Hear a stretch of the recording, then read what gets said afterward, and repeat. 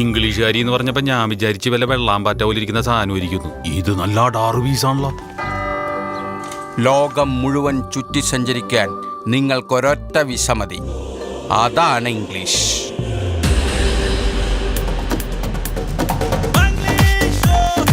കൊച്ചിയിൽ ഒരു കച്ചവടവും ബായി അറിയാണ്ട് നടക്കൂല.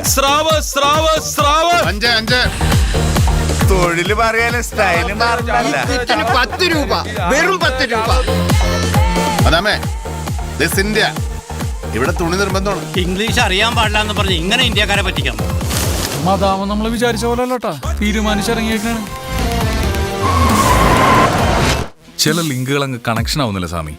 സർവ കച്ചറ കമ്പനിയിലും ചെന്നുപെട്ട് കൊച്ചിയിൽ മാലിക്കില്ലാത്ത കേസില്ല എന്നുള്ള അവസ്ഥ.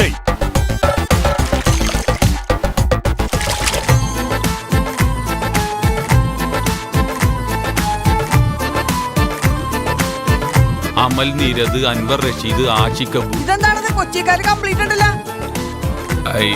ട്വിസ്റ്റ് എന്ന് പറഞ്ഞ ഈ സിനിമയിലെ twist.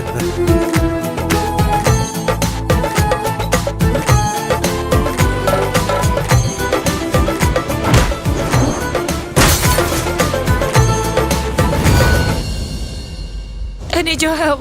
I don't know what to do. എന്ത് ഹെൽപ്പായിരിക്കും മദാം ഉദ്ദേശിച്ചത്?